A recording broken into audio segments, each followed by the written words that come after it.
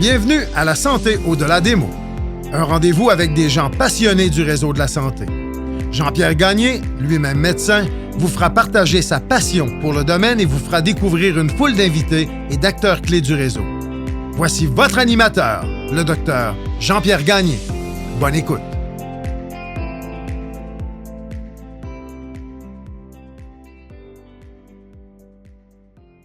Chers auditeurs, bienvenue à ce 147e épisode du balado La santé au-delà des mots, le premier en mode vidéo.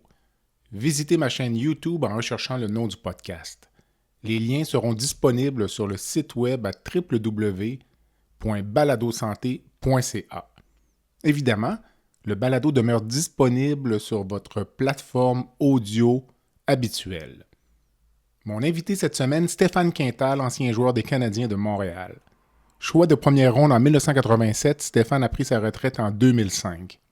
Depuis plus de 10 ans, Stéphane travaille pour la Ligue nationale de hockey. Il est impliqué au niveau de la sécurité des joueurs, mais également au niveau de la préparation du match des étoiles. Nous discutons durant l'entrevue de sa carrière, des blessures au hockey, des commotions cérébrales, et d'une foule d'autres sujets entourant ce sport qui occupe une si grande place dans nos vies. Bonne écoute! Je prends un court moment pour remercier les commanditaires qui rendent possible la diffusion du balado La santé au-delà des mots. Groupe Conseil Beauchamp-Beaulieu Dessureau-Toupin, associé à la financière Banque nationale Gestion de patrimoine, Rempart Neurophysiologie, le groupe TIGE, Eurofin Environex et Go Mouton.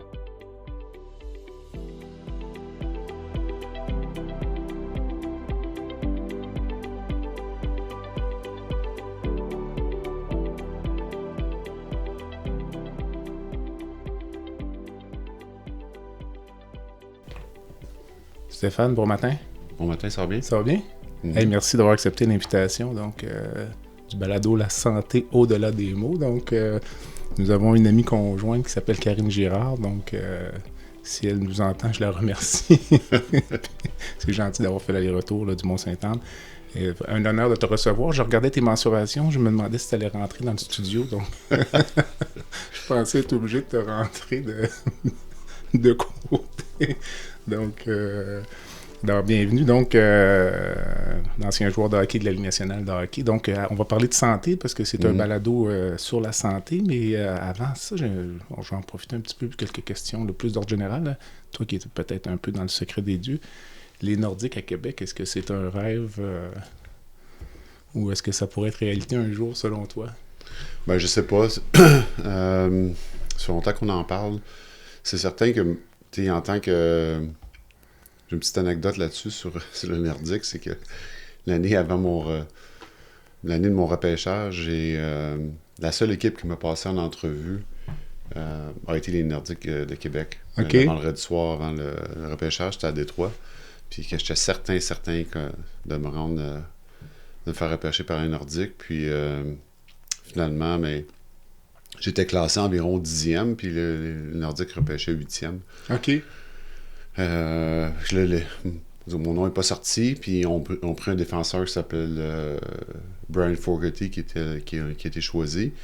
Puis après ça, les Nordiques ont fait un gros échange dans ce temps-là. C'est Dale Hunter qui ont échangé aux Capitals de Washington, puis ils ont hérité d'un choix de première ronde qui était 15e. Puis Boston repêchait 14e, puis Boston m'ont pris. Puis ils ont pris un gars après ça, un dénommé Joe Sakic, 15e.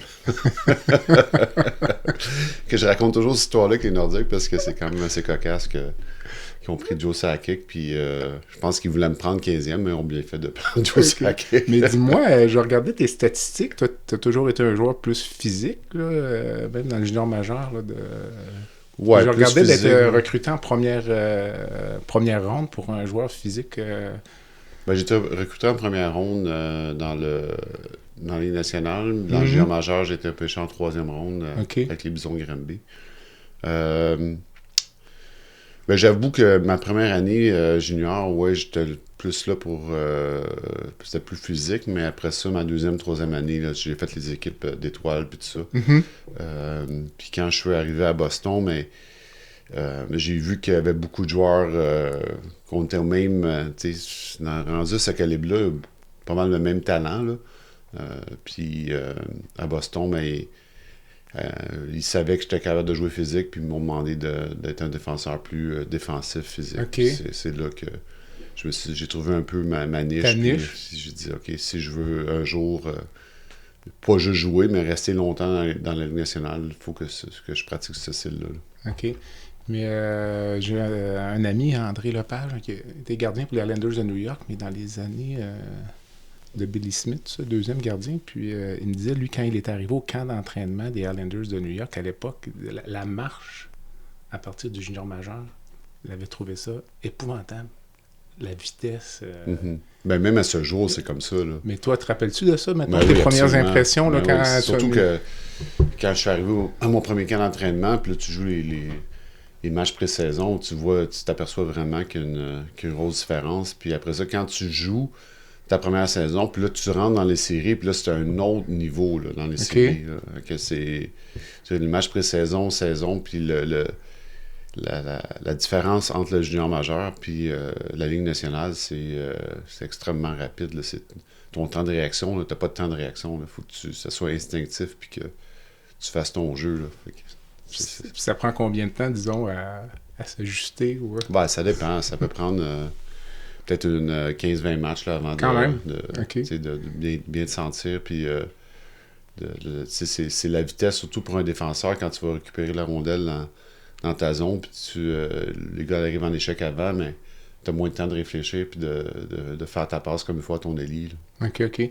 Puis, quand tu regardes le hockey aujourd'hui par rapport à ce que tu as connu dans les années 70, 80, qu'est-ce qui a le plus changé? J'ai pas joué dans les années 70, je suis pas si tu commençais à jouer, mais hockey mineur. Parce que moi, anecdote, moi, j'ai jamais joué le hockey le calibre que tu as joué, mais j'ai quand même joué du midget 2A pendant 3 ans. Puis quand je regardais là, récemment, il y a un an ou deux, après le match d'un de mes garçons, je regarde un match de midget 2A, là, puis là, je me dis, c'est impossible que c'était si vite quand je jouais. Là, comme toi, mettons, si tu regardes du hockey actuellement, tu as l'impression que c'est plus vite. Est-ce que tu te verrais jouer là-dedans ou tout est plus rapide, plus difficile? Premièrement, c'est les règlements qui ont changé qui a fait que le hockey est plus rapide présentement. Si les gars sont plus rapides, je me fie au match des étoiles. Mike Gartner, il a encore le record pour le tour de patin le plus rapide aussi. OK. C'est juste que le jeu, il y a beaucoup, beaucoup, beaucoup moins d'accrochage qu'il y en avait quand moi je jouais. Puis le fait aussi qu'il n'y a plus de ligne rouge, ça fait une grosse différence. Okay. Mais les gars s'entraînent différemment aussi parce qu'avant, comme présentement, il y avait toujours, mettons, la quatrième ligne, il y avait 2 joueurs qui étaient plus physiques. Maintenant, ces gars-là, il n'y en a quasiment plus. Puis ils ont été remplacés par des gars plus talentueux, plus agiles, plus rapides. C'est sûr que je trouve que le hockey présentement est très, très beau. Là. OK. C'est sûr que je travaille pour la Ligue, puis c'est ça que mon travail, puis je regarde des matchs à chaque soir. Là. Non, c'est ça. Mais moi, je trouve que le hockey présentement est beaucoup mieux que... Mettons, moi, j'ai arrêté en 2006, là, après ça, quand on a changé les règlements, ça a beaucoup amélioré le spectacle. Là. Quand tu as pris ta retraite en 2006 à 36-37 ans, donc je me suis toujours demandé qu'est-ce qu'on fait à 36-37 ans avec une certaine sécurité financière, mais encore jeune, en chirurgie, pour dire quelque chose, souvent les gens, il y en a qui commencent leur carrière à 35-36 ans, puis dans mon domaine à moi, je pense qu'on atteint notre niveau d'excellence peut-être plus dans la cinquantaine, il y a comme un décalage. Qu'est-ce qu'on fait à 35-36 ans? Premièrement, tout le monde me disait que, parce que en n'étant pas beaucoup de francophones à Montréal, souvent tu vas parler souvent aux journalistes à tous les jours. Puis tout le monde me dit « Ah, je te vois dans les médias, puis ça après. » Puis j'ai essayé, j'étais allé travailler un petit peu à Radio-Canada, mais je n'aimais pas le côté où il fallait que je critique tout le temps. Ce côté-là, j'aimais pas ça. Puis en plus, c'était mes coéquipiers. Je venais juste de sortir d'arrêter. C'est l'année d'après. Puis comme une personne, je suis comme pas trop heureux dans ma vie pour commencer à à trouver des défauts, pis tout ça. Puis quand tu dis juste des bonnes choses, c'est plate aussi. Fait que j'ai dit, je l'ai essayé, puis c'était pas pour moi. Puis après ça, je me suis lancé en affaires. J'ai rencontré un homme d'affaires de Montréal qui avait parti des centres de conditionnement physique aux États-Unis, puis son modèle d'affaires, c'est 50% avec un athlète qui avait une renommée. Mm-hmm. Puis quand Pierre Boivin il avait offert il est en train de penser à construire le nouveau centre d'entraînement des Canadiens à Brossard. Il voulait construire un gym là, puis il avait approché mon partenaire que je connaissais pas dans ce temps-là. Mm-hmm. Puis après ça, j'ai rencontré, puis on a parti le Club Mansfield qui était dans le complexe des Canadiens. Puis après ça, on a ouvert un autre dans le West Island. Puis là, durant la pandémie, les deux ont fait tête. Okay. Fait que c'était... Puis en plus, moi, j'avais commencé... mettons, de 2012 à 2018, j'étais moins là parce que je travaillais à la Ligue nationale, puis j'allais juste là pour m'entraîner, mais je m'occupais pas de la gestion. Puis c'est ça. Puis après ça, en 2018, quand la pandémie est arrivée en 2020, puis même en 2018, notre chiffre d'affaires commençait à baisser un peu, puis c'est pas évident d'avoir des centres de conditionnement physique au Québec. Mm-hmm.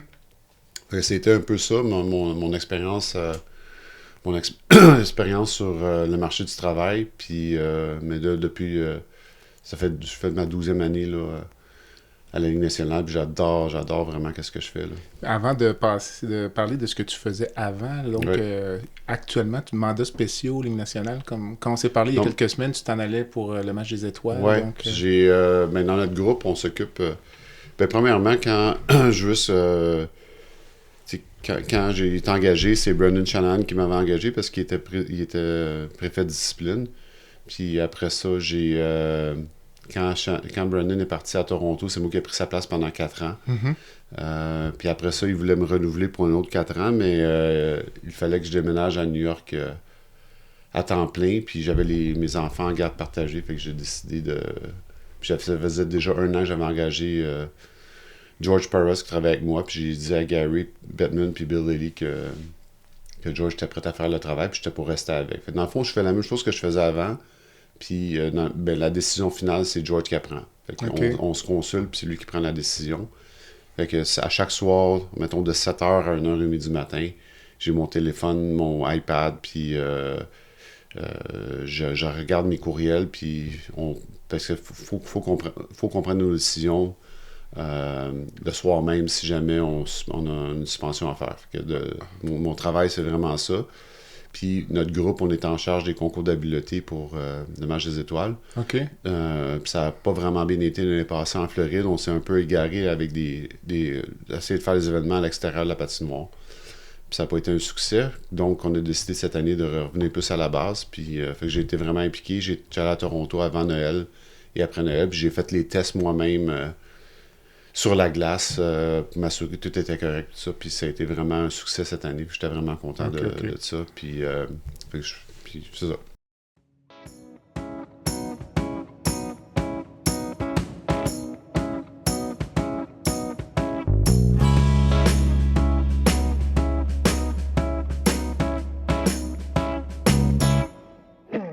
Rempart Neurophysiologie est une entreprise spécialisée dans l'octroi de services neurologiques tels que le monitorage neurophysiologique péropératoire. Plusieurs chirurgies comportent des risques de complications neurologiques graves, mais avec Rempart, ces complications sont réduites à moins de 1%. Rempart est votre ange gardien en salle d'opération. Rempart, c'est aussi des services volants en électrophysiologie médicale.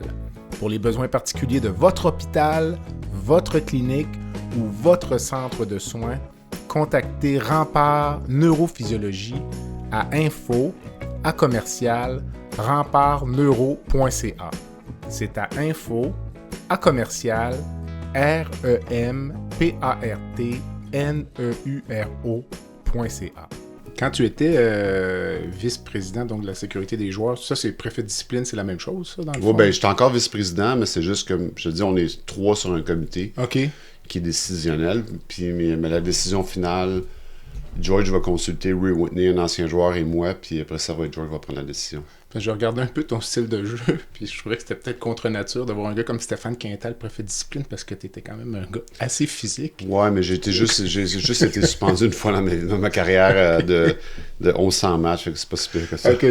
Je regardais certains combats que tu as fait, mais sans m'attarder, il y avait un combat contre Chara, je pense. Ouais. Puis j'essayais de comprendre, je suis pas capable de voir sur la séquence qu'est-ce qu'il avait fait pour que tu te choques comme ça, parce que tu pars de la bleue. Ouais, je sais, parce que j'étais... dans ce temps-là, je jouais en avantage numérique. Puis, c'est suite à un but, d'ailleurs. Puis il m'a donné un coup de bâton en arrière de la jambe, vraiment, là. Puis c'est ça. Mais je suis content qu'il soit tombé assez rapidement, parce que c'est un gros garçon. Un gros colosse, ouais. Puis toi, tu disais donc le soir, là, à tous les soirs, vous pouvez t'appeler de suspendre un joueur ou... Je pensais qu'il y avait des rencontres le lendemain. La façon que ça fonctionne, c'est que mettons, de 7h à 1h30 du matin, je suis disponible. Un peu comme un médecin qui va être sur appel. De garde. De garde. Je suis de garde de 7h à 1h30 du matin. Puis je reçois mes courriels. Puis après ça, si jamais il y a un jeu qui est controversé, George m'envoie un courriel, dit qu'est-ce que t'en penses. Fait que moi, j'écris qu'est-ce que j'en pense, tout ça. Puis l'autre, Ray Whitney, puis on est 4-5 qui vont écrire à George qu'est-ce qu'on en pense du jeu. Mais il n'y a personne qui sait qu'est-ce que l'autre va dire. Fait que, mettons, Jean-Pierre, toi, on est les deux, mais moi, je sais pas qu'est-ce que tu as écrit. Puis, fait que tout le monde, la seule personne qui voit toutes nos opinions, c'est George. OK. Et après ça, il va décider, si jamais on décide qu'on va voir l'audience pour le joueur, mais quand le match est terminé, il va appeler le directeur général pour dire « OK, demain, c'est quoi votre horaire, tout ça? » Il va dire « Ben demain, on pratique, mettons, à 11h, mais il va dire à 1h. » Parce que sur l'appel, il va avoir le joueur, son agent, son directeur général, 2 avocats de l'association des joueurs. Puis nous, de notre côté, il va y avoir, on est 5 de notre groupe, plus un avocat de la Ligue.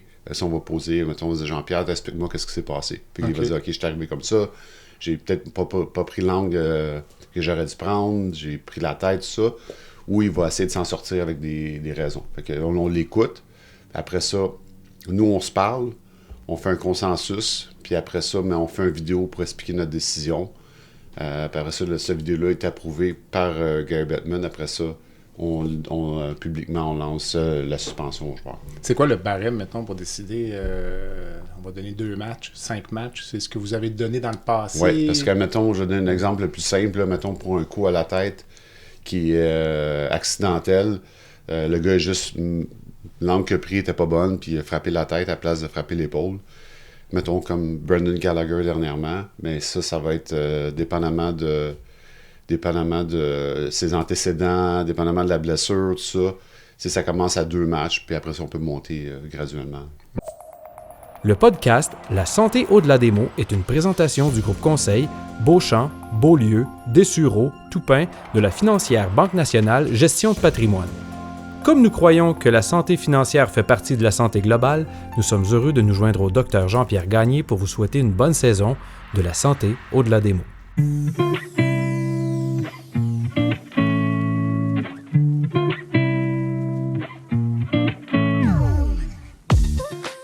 Fer et Velours est une entreprise de Québec spécialisée dans la location de mobilier vintage et création d'ambiance.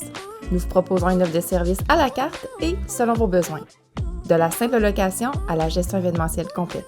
Chez Fer et Velours, notre slogan est de faire différent avec élégance. Visitez notre site web au www.fervelours.com. Au plaisir de vous rencontrer.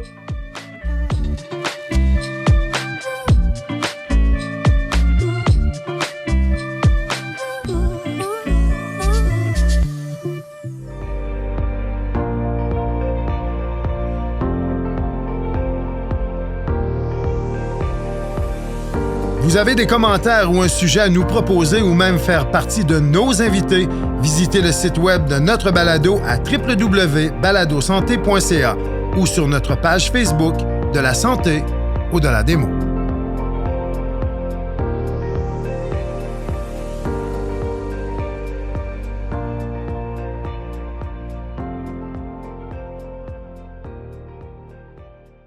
OK. Puis trouves-tu que globalement... Je t'ai entendu dire dans un balado que quand les joueurs frappent au hockey, ils frappent pas nécessairement pour blesser, ou je t'ai déjà entendu... Non, mais j'aime pas ça quand les gens disent que souvent, les commentateurs à la télévision vont dire « Ah, il frappait pour blesser. » Je pense pas qu'il y a personne qui veut frapper. Tu veux-tu frapper pour... on va revenir à Chara, là, la mise en échec sur Pacioretty. Moi, je connais bien Chara, j'ai joué longtemps contre lui. Ouais. Puis si j'avais été préfet de discipline, j'aurais pris la même décision. Je peux pas croire qu'il pouvait timer sa mise en échec pour qu'il arrive comme ça. C'est impossible. Okay. Impossible. OK, écoute, on n'a pas la même vision, mais tu connais ça plus que moi parce que j'avais l'impression qu'il l'avait littéralement lancé. Mais c'est à la vitesse que ça va, tu peux pas dire OK, je vais le frapper là pour qu'il frappe la baie vitrée, tu sais, ou le. Je sais pas comment on appelle ça, mais depuis ce temps-là, on a fait des changements là-dessus. Ouais. Mais non, je pense pas que. Mais quand les gens disent le gars frappe pour blesser, tu frappes-tu pour faire mal, puis faire sortir en présence? Oui, peut-être, mais pour blesser un autre joueur, je pense pas qu'il y a des joueurs qui veulent blesser un autre joueur. Mais tu disais que ça a changé. Je pense que ça a changé aussi dans les ligues mineures, mettons. Comme moi, je me rappelle quand je jouais, là, à l'époque, quand je reviens, là, ma petite carrière de hockey, mais midget 2A, mettons les mises en échec dans le centre de la patinoire, là, les passes à l'aveugle. Là. Moi, j'avais un joueur qui jouait à la défense avec moi, c'était un professionnel, là, je veux dire, il pouvait timer parfaitement le moment où le gars allait arriver, la tête tournée, puis régulièrement, les gars sortaient là, sur... c'était comme valorisé. Ouais, je comprends, mais depuis 2012, ça a beaucoup changé, puis tu sais, comme les mises en échec de Scott Stevens, là, tu sais, il n'aurait jamais pu faire ça, parce qu'après une mise en échec, il aurait été suspendu s'il avait joué dans les années présentement. Là. OK, c'est ça. Puis c'est quoi qui était le point tournant? Je me demandais, est-ce que c'est comme la... Sidney Crosby, peut-être? Non, c'était Matt Cook sur Marc Savard à Boston. Okay. C'était une mise en échec qui avant qui était légale, puis là, après ça, 2012, on a sorti le règlement du coup à la tête. Là. OK. Donc, mettons la mise en échec. Scott Stevens, c'est Lindros? Ou, Lindros, Correa, il y en a plein. Là, et donc, la mise en échec qui a mis fin à la carrière d'Eric Lindros aujourd'hui, ça, ce serait inacceptable. Ouais, c'est ce que je comprends. Ouais. Là. Donc, c'est quand même facile à juger parce que on n'a pas de machine qui nous dit le pourcentage du corps puis de la tête, mais si, admettons, que tu frappes 70% de la tête puis 30% du corps, c'est sûr que tu vas te faire suspendre. Mais il y a beaucoup de mises en échec que la tête, elle va être frappée parce que, à un moment donné, le sport, c'est un sport de contact. Et, mettons, nous, on veut avoir les mises en échec qui sont vraiment dans le sternum. Il faut que tu frappes le sternum en premier, puis peut-être en second lieu, tu vas frapper la tête. Mais il faut que la majorité de l'impact soit sur le corps. Puis après ça, si tu frappes la tête, c'est correct parce qu'à un moment donné, ça va arriver. La tête est là. Ben c'est ça. Mais est-ce qu'on devrait s'attendre à ce que, justement, une passe à l'aveugle, le gars qui vient, manifestement, il va frapper le gars alors qu'il ne s'y attend pas? Est-ce qu'actuellement, dans la Ligue nationale, on s'attendrait à ce que le gars se retienne, entre guillemets, de faire sa mise en échec parce qu'il sait qu'il va le blesser? Non, mais si à la rondelle, puis il regarde pas, c'est sa faute. Parce que l'enjeu des commotions cérébrales, de ce que j'ai compris pour en avoir parlé avec un spécialiste, là, une clinique à Québec ici qui s'appelle la clinique Cortex, qui traite seulement des gens qui ont été victimes de commotions, ou essentiellement des commotions cérébrales, c'est que l'enjeu est les mises en échec, c'est souvent lorsqu'on ne s'y attend pas. Donc, à mise en échec égale, quand le gars ou le joueur ne s'attend pas à être frappé, c'est là que surviennent les pires lésions, parce qu'il n'y a pas l'espèce de mécanisme de protection, de réduire le coup. C'est certain que tu dois le savoir de quoi tu parles. Mais ça, c'est admettons, on va voir ça quand ça va être... on va suspendre les joueurs pour interférence, parce que souvent, s'ils se débarrassent la rondelle, admettons, après 0.5 secondes, nous, on va commencer à regarder la mise en échec. Puis souvent... si tu touches pas la rondelle puis tu te fais frapper, ou si tu débarrasses la rondelle puis après ça tu te fais frapper après puis c'est 0.5 secondes et plus, mais là on va regarder dépendamment de l'intensité de la mise en échec. Là. Est-ce qu'on peut dire que globalement il y a moins de mises en échec actuellement de le hockey qu'il y en avait dans le passé? Ouais. Parfois on donne les statistiques tel joueur puis c'est présenté comme une grosse statistique, là, 4 mises en échec. Là. Je suis comme 4 mises en échec quand même. Non, c'est beaucoup moins. Il y a beaucoup moins que de mises en échec qu'il y en avait avant. Ouais. C'est trop rapide ou les gens n'ont juste pas le temps de se rendre? Ou... Ouais, je sais pas. C'est peut-être parce que aussi si tu prends la chance d'aller dans le coin et finir ta mise en échec, puis tu te fais battre, tu sors du jeu ou tu te fais battre, tout ça, il y a ce côté-là aussi. Là. Okay. Les gars sont vraiment rapides, fait que t'es plus prudent quand tu vas dans le coin. Là. Si j'étais avec un McDavid dans le coin, je serais plus prudent aussi. Là. Okay. Parce que tu Tu as Ben, des bonnes parce chances qu'il de passer battrait à un côté. contre un, c'est ça. OK. Dis-moi, est-ce que peut-être tu vas me dire, ou j'ai hâte de voir la réponse, mais est-ce que les joueurs se respectent suffisamment ou Oui. plus, ou c'est ça? Beaucoup plus qu'avant? Plus qu'avant, absolument. Ouais. Ouais. Je trouve c'est sûr qu'il va en avoir tout le temps des joueurs qui sont un petit peu moins respectueux, mais en général, il y a un plus grand respect qu'il y avait. Là. As-tu déjà vu ça dans ta carrière, toi, un joueur, mettons, qui frappe, blesse un joueur de l'autre équipe, puis ses coéquipiers viennent lui dire, écoute, ça n'a aucun sens, ce que tu viens de faire là, ou... Ben, je pense pas que tu le fasses, mais tu veux juste, en regardant le banc, tu vas savoir que c'est... Les gars sont pas fiers, Ouais, là. c'est ça.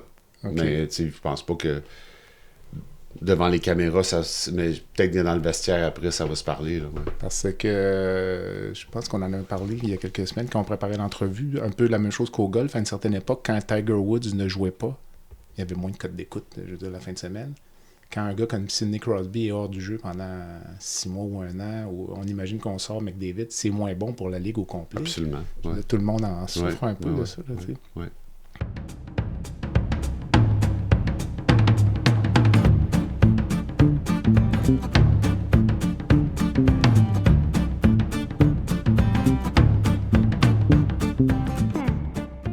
Medix simplifie la facturation médicale des médecins spécialistes, anesthésiologistes, internistes, pneumologues et bientôt les chirurgiens. Grâce à une application mobile conviviale et une expertise personnalisée, Medix fait une différence réelle dans la vie des médecins. Sauvez du temps, réduisez les erreurs et optimisez vos revenus avec Medix. Medix est fier de desservir plus de 60% des anesthésiologistes du Québec. Pour toute question, n'hésitez pas à visiter notre site web à www.medix.com www.medyx.com ou téléphonez au 514-548-2500.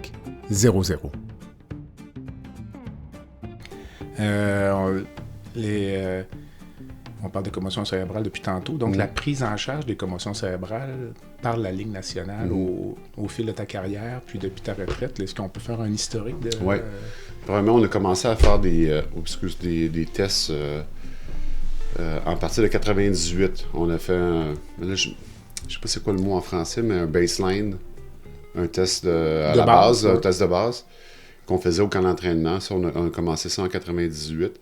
Puis quand tu avais une commotion, mais de tous les joueurs, ça? Oui, toute la Ligue nationale, oui. OK. Puis après ça, quand tu avais un coup, puis il faisait passer un test, mais il te reposait les mêmes questions que tu avais fait à ton test de base. Ça a commencé en 98.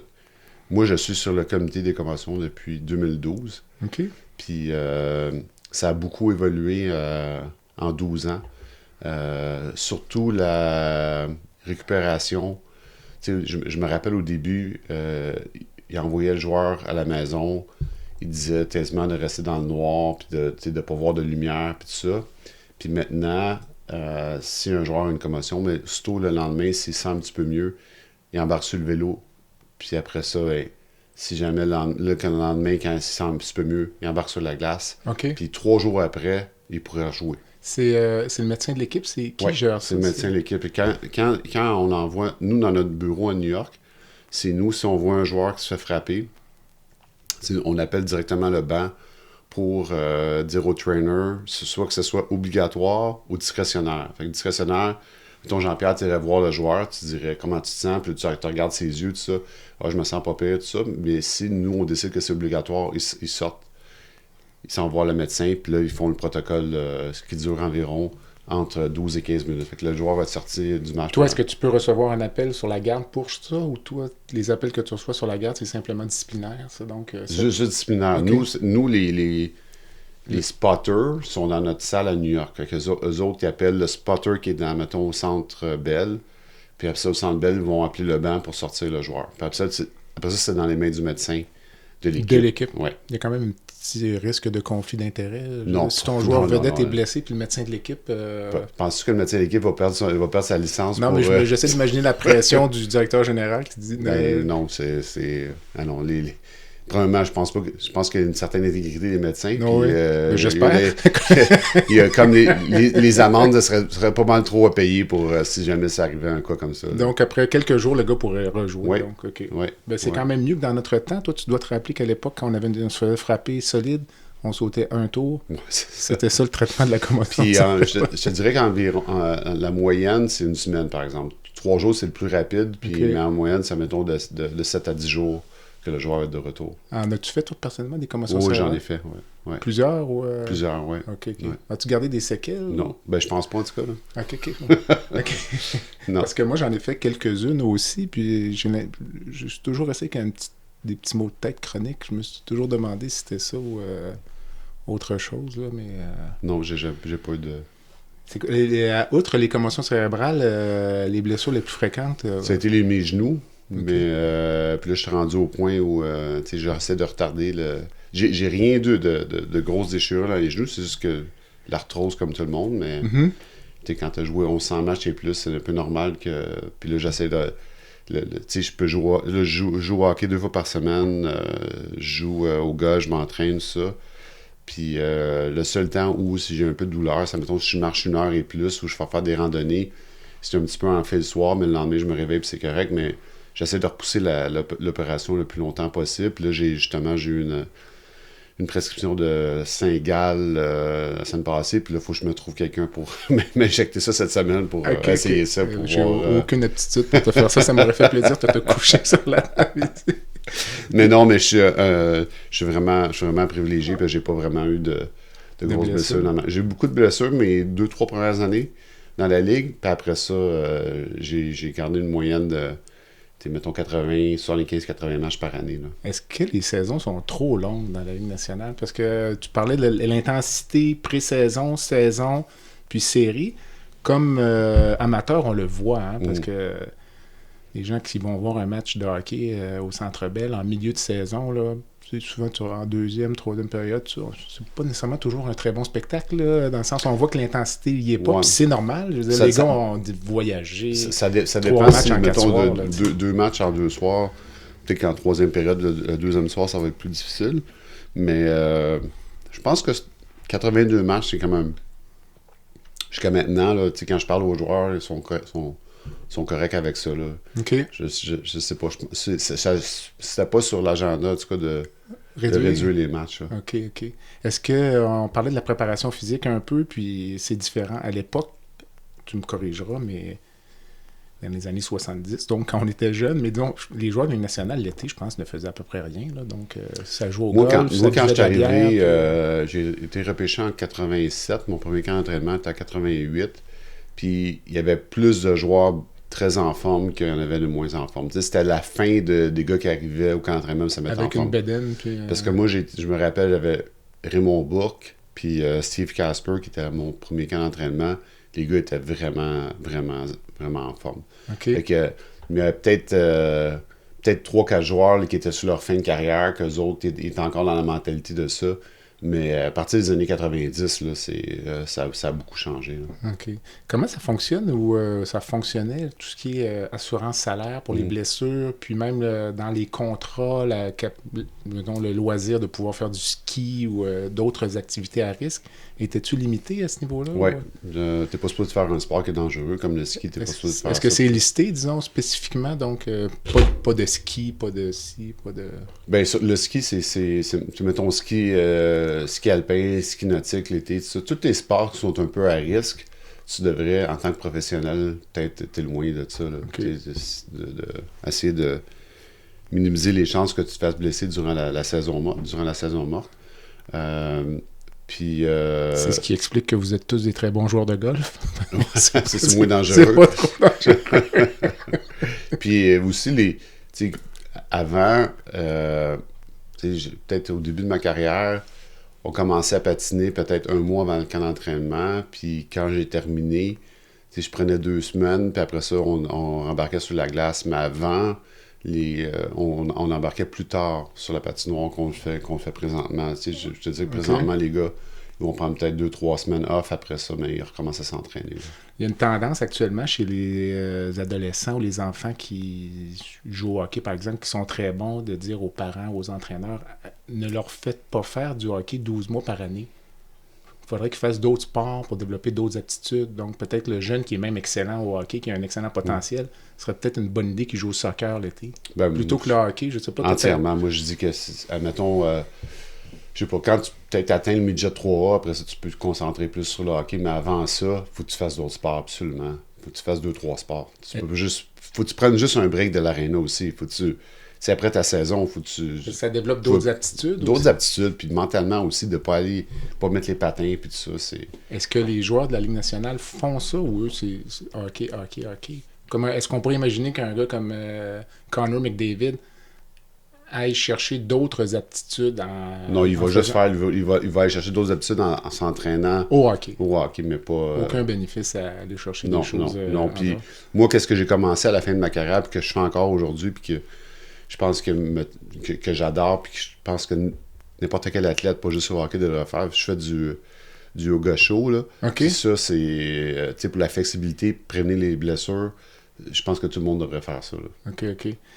Parle-moi donc un peu de dopage au hockey. On n'entend pas beaucoup parler. Est-ce qu'il y a des protocoles en place, des tests ou... des tests aléatoires, oui, ils peuvent arriver n'importe quand, puis ils vont tester. Ils testent quoi, tu sais-tu? La drogue, les stéroïdes, puis tout ça, mais je pense pas que... C'est pas une chose dont on parle beaucoup dans le hockey par rapport à... Non, je pense pas que surtout les côtés stéroïdes, là, je pense pas qu'au hockey, ça peut t'aider beaucoup, là. Disons, on en a... j'ai quelques... Je sais pas si tu te rappelles d'un joueur qui a joué pour les Canadiens qui s'appelait Normand Baron. Oui. OK. Un ancien culture. Oui, c'est ça. Il avait quand même réussi à avoir un chandail du Canadien de Montréal sur le dos, ce qui était son objectif. Puis on a eu quelques tristes histoires à travers ça. Dis-moi, le plus beau souvenir de ta carrière de joueur de hockey? Ben, un de mes plus beaux souvenirs, premièrement, c'était quand on a fait la fermeture du Forum de Montréal, parce que j'ai grandi à 20 minutes du centre-ville de Montréal, à Boucherville. Puis, c'est avant de jouer mon premier match là, j'étais allé juste voir un match parce qu'il y avait un monsieur qui essayait de vendre des fenêtres pour la maison de mes parents, puis il y avait des billets de saison. Puis j'étais allé avec ma soeur contre les Whalers de Hartford un mardi soir. Puis c'était la seule fois que j'ai pu me permettre d'aller voir un match du Canadien. Puis après ça, d'avoir la chance de jouer à Montréal, puis de fermer le forum. Puis quand je suis sorti, je suis sorti avec Maurice Richard, M. Béliveau, puis ça. Puis c'était une soirée vraiment exceptionnelle, là. OK. Il y a eu la soirée où j'ai vécu le cancer de Saku Koivu, puis son retour au jeu aussi. J'ai encore des frissons de ce moment-là. Puis toutes les fois qu'on est allé en série, là, je peux même pas t'expliquer c'est quoi le sentiment pour un joueur de porter le chandail du Canadien puis aller en série. Là, tu sens quand t'embarques pour le réchauffement, là, c'est toute l'énergie dans le Centre Bell, c'est spectaculaire. Non, j'imagine. Écoute, en fait, non, je ne peux imaginer, mais j'aurais bien aimé vivre ça dans une autre vie. Il y a une petite section baguette magique. Souvent, je termine mes balados. Là, il y a une petite déviation. Je vais te demander, toi, si tu pouvais changer une chose dans le hockey professionnel par magie. Là. Ben, c'est certain qu'il y a moins de blessures. Mais, tu sais, moi, je suis le comité de la sécurité des joueurs. Puis, tu sais, on regarde les bandes, les baies vitrées, on incite, on invite, puis on fait beaucoup d'éducation aux joueurs à porter le protège-cou pour les poignets aussi, tout ça pour les coupeurs. Les commotions, on a toujours, je sais pas, bon an, mal an, il y a peut-être 90 commotions par année. J'aimerais ça qu'il y en ait beaucoup, beaucoup moins, oui. Mm-hmm. Puis je pense qu'on fait tout en nos moyens pour essayer de réduire ça. Mais je parle le point de vue spectacle de hockey, là. Je pense pas qu'il y ait grand-chose à changer. Je pense que depuis quelques années, le spectacle est vraiment beau. Le hockey est beau. Le hockey est propre. Puis, mais si j'avais quelque chose à changer, c'est peut-être d'avoir moins de blessures. Mais je sais qu'on... En tout cas, moi, on est un comité qui essaie tout le temps de s'améliorer et regarder une nouvelle technologie par rapport à qu'est-ce qui est possible d'avoir pour avoir moins de blessures pour les joueurs. OK. Est-ce qu'il y a un joueur de hockey dans l'histoire que tu aimerais rencontrer, que tu n'as pas croisé, là, qui soit mort ou vivant? Non. T'as rencontré? J'ai rencontré pas mal du monde que je voulais rencontrer, mais la personne qui m'a le plus influencé puis qui je pense pas que j'aurais une carrière comme ça si ça n'avait pas été de lui, c'est Raymond Bourque à Boston quand j'ai commencé. Il m'a vraiment pris, s'est occupé de moi là-bas.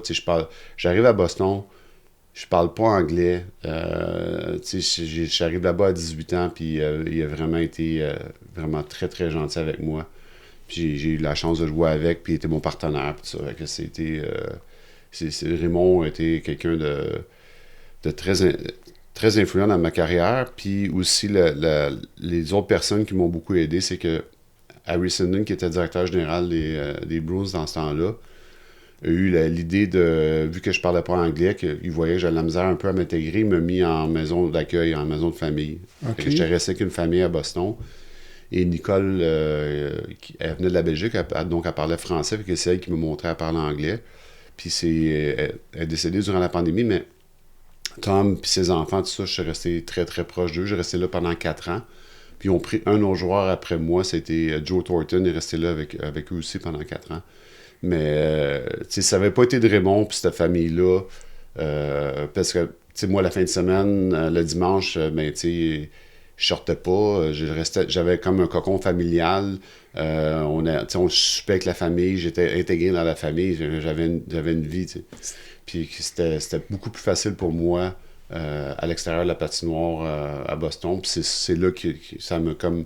Puis c'est des personnes qui ont des valeurs exceptionnelles, puis c'est eux qui m'ont transféré ça, puis après ça, j'ai pu avoir une longue carrière, mais c'est vraiment grâce à eux, là. C'est comme un prolongement un peu de ce que les joueurs pouvaient connaître dans le junior majeur, un petit peu? Ou Un petit peu, oui. Puis là, tu sais, parce qu'il y a eu Crosby qui est resté avec Mario Lemieux. Il y en a plein de joueurs qui ont resté. Je me rappelle un gars de Québec, Patrice Bergeron, il est resté avec Martin Lapointe aussi au début de sa carrière. Tout ça. Puis je trouve que il devrait faire ça plus souvent, là. Pour aider les joueurs à s'intégrer. Ouais. On parlait du retour des Nordiques tout à l'heure, là, puis on complétait la boucle. Brian Mulroney avait été impliqué un petit peu donc, dans des espèces de comités de négociation. Oui, parce qu'il s'occupait de... Travailler pour Québécois. Pour essayer de... As-tu eu l'occasion de le rencontrer, toi, dans ces... Ben, j'ai rencontré... la seule fois que j'ai rencontré, c'est quand on est parti du forum dans ce temps-là au Centre Molson. On a un cocktail après, puis j'ai rencontré M. Mulroney. J'ai serré la main, mais c'est la seule fois. OK. Puis quelle impression l'avais-tu gardé, là? Très charismatique. Ouais. Quand il rentrait dans une salle, tu sentais qu'il était là. Ouais. Écoute, supportes-tu une fondation particulière? Non, j'ai un peu partout. OK. C'est bon. Écoute, Stéphane, ça fait un excellent tour d'horizon, donc je te remercie énormément. Ben, merci beaucoup. Puis je te laisse retourner à tes activités, puis peut-être au plaisir d'une prochaine rencontre. Merci. Bye. Très gentil. Voilà ce qui complète le balado de cette semaine. Merci d'avoir été à l'écoute et le Dr Jean-Pierre Gagné vous donne rendez-vous la semaine prochaine pour un autre épisode, La santé au-delà des mots.